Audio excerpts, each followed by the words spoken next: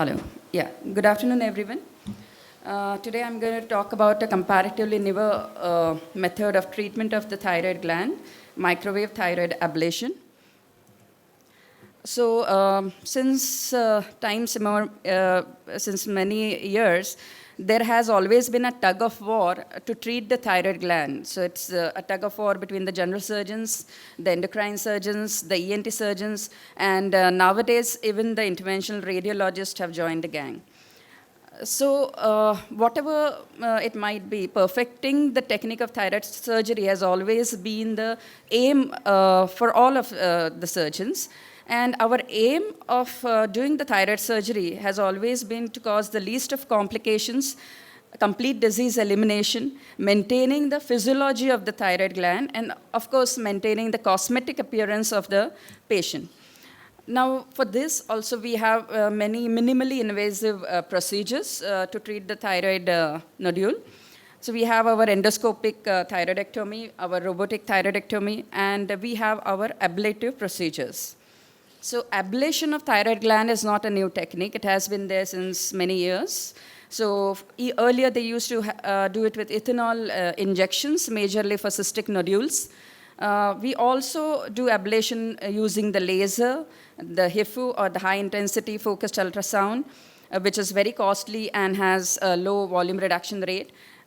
The more popular amongst them are the radiofrequency ablation, and the more recent is the microwave thyroid ablation. So what is this microwave thyroid ablation? Here the lesion is ablated using microwave, causing shrinkage in the nodule volume and the symptoms. So it is a safe and effective procedure with a proven efficacy of 91 to 98%. And here you have to remember that this causes a progressive shrinkage in the nodule volume.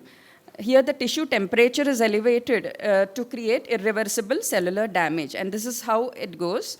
So what happens is we generate a heat of 80 to 100 degrees Celsius using the microwave antenna. This has a cytotoxic effect on the cells, leading to cell death and ultimately coagulation necrosis. Now, all this coagulated necrosis is destroyed and phagocytosed by our body's immune system macrophages. So here we have to remember that the temperature that we create here should not be more than 100 degrees Celsius, because above that temperature carbonization occurs, and this cannot be phagocytosed by the macrophages, and that leads to a low volume reduction. This is the microwave ablation unit, and we actually use a low power output between 20 to 30 watts to minimize tissue charring.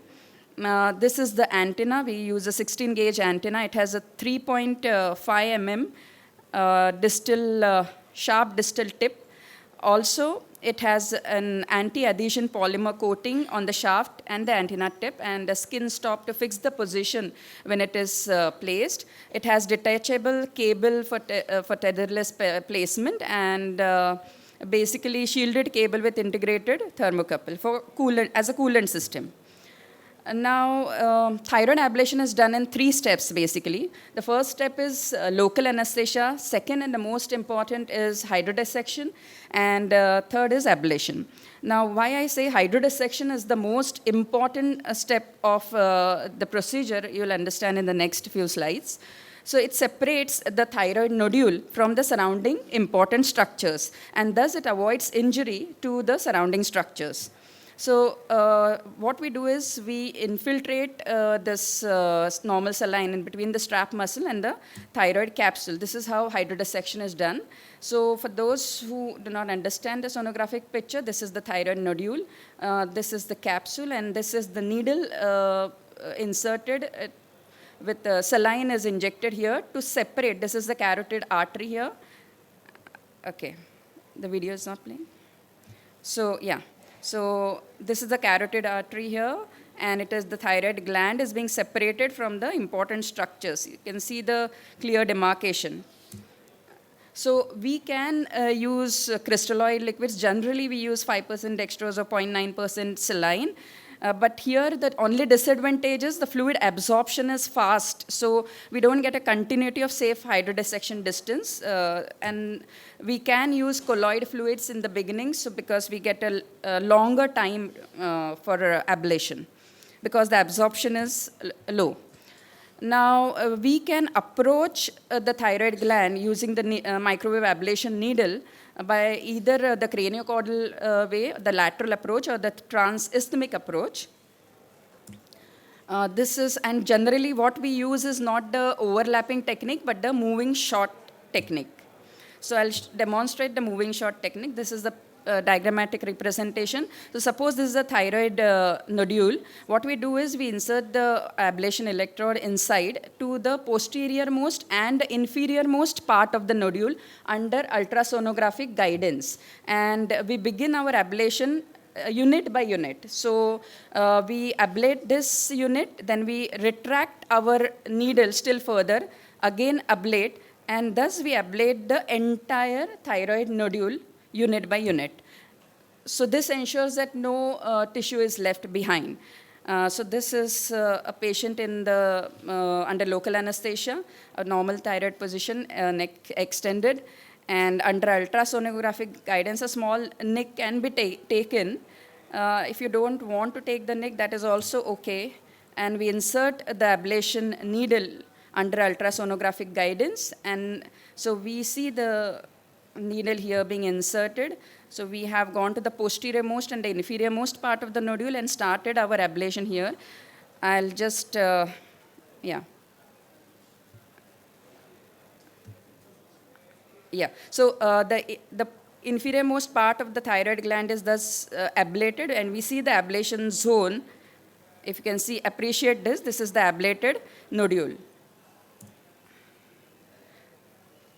And we keep the needle here and ablate for around 7 seconds, and then retract it and again ablate for 7 seconds. This is how we achieve ablation of the entire thyroid nodule.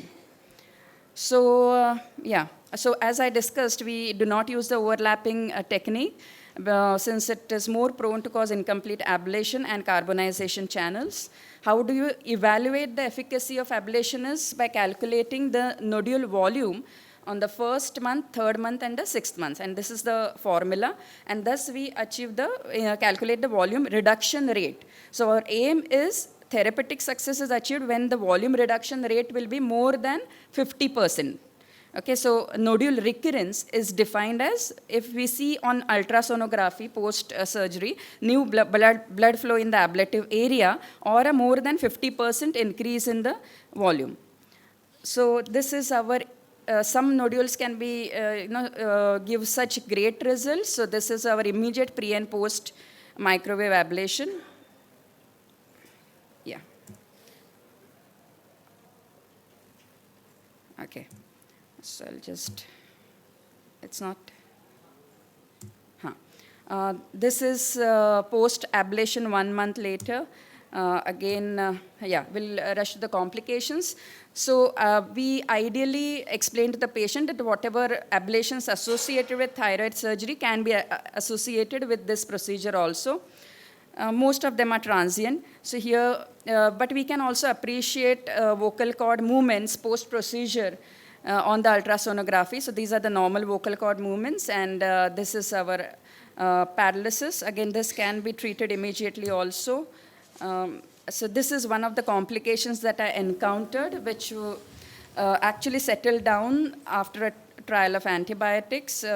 Maybe it was caused due to repeated use of sterilized antenna. I hadn't used the new antenna there, but the patient settled down. So ideally, we should use the antenna for, you can use it ETO sterilized for up to 4 patients. This is another complication. That's just some, ecchymosis, which settled down in about 4 to 5 days. So how do we assess the nodule post-ablation is? Again, volume reduction rate, calculating the energy volume ratio. We also do the serum levels of T3, T4, TSH, and factors related to nodule resorption are the volume of the nodule, margin of the nodule, energy per ml in nodular volume, and blockage of peripheral blood flow.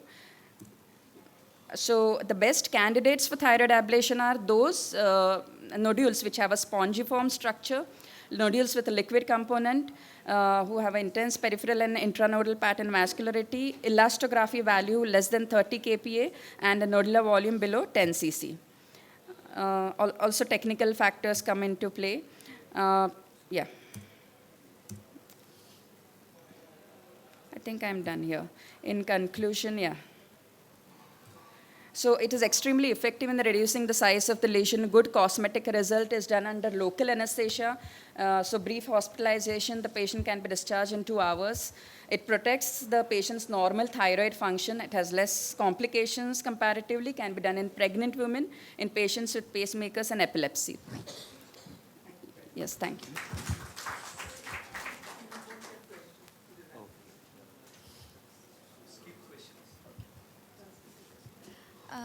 May I?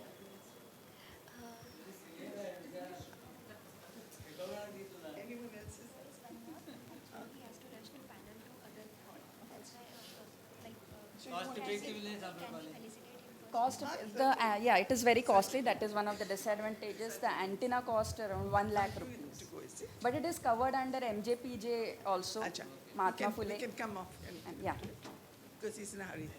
Dr. Sudhir, please.